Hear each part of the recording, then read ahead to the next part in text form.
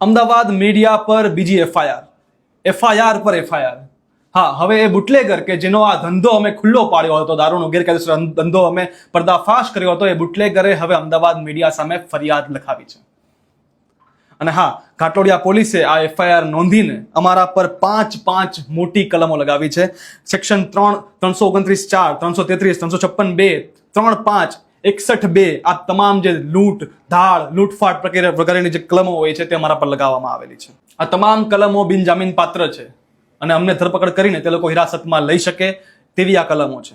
બુટલેગરનું કહેવું છે કે અમે તેમની જગ્યામાં અનધિકૃત રીતે પ્રવેશ કર્યો છે, પણ અમારા વિડીયોમાં સ્પષ્ટ રીતે દેખાય છે કે અમે બહાર ઉભેલા હતા એમના ઘરથી. અમે એમના ઘરમાં પ્રવેશ નથી કર્યો જ્યાં સુધી પોલીસ નથી આવી. અમે પોલીસની સાથે એમના ઘરમાં અંદર ગયેલા હતા, ત્યાં સુધી અમે બહાર જ ઉભેલા હતા. આનો પુરાવો એ વિડીયો પોતે છે.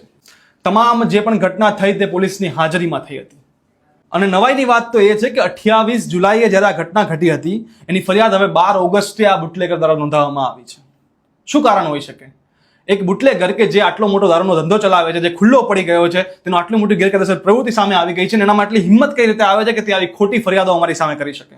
કોણ છે એનું પીઠબળ? કોણ એને સપોર્ટ કરી રહ્યું છે? હવે આ હદ પાર થઈ રહી છે.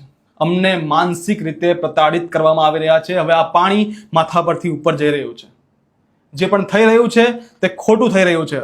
જાણી જોઈને આ કલમો લગાવવામાં આવેલી છે અને અમને કસ્ટડીમાં લઈને અમારી સાથે કંઈ પણ થઈ શકે છે તેવી મને આશંકા છે. મારા જીવને પણ ખતરો છે તેવો હું આભાસ કરી રહ્યો છું. પણ એક વાત યાદ રાખજો કે હું બોલ્યો હતો તમારા માટે, હું બોલ્યો હતો લોકોના હિત માટે, હું બોલ્યો હતો એ દીકરીઓ માટે, એ બહેનો માટે કે જે ઘાટલોડિયા વિસ્તારમાં ચાલતા આ દારૂના અડ્ડાના કારણે બહાર નીકળતા ડરતી હતી. હું આ સત્યને ઉજાગર કરવા માટે બોલ્યો હતો. છતાં પણ જો મારી સામે આ બધું થઈ રહ્યું છે અને મને હરાવવાના તમામ કાવા દાવા થઈ રહ્યા છે, અને એ મને હરાવશે પણ ખરા, કારણ કે એમની પાસે સત્તા છે કે જો આટલું થઈ શકતું હોય તો હજી ઘણું થઈ શકે છે. પણ જો હું હારીશ તો એ હાર મારી નહીં હોય, એ હાર તમારી હશે, એ હાર આ લોકોની હશે, અને એ હાર સત્યની હશે. જય હિન્દ.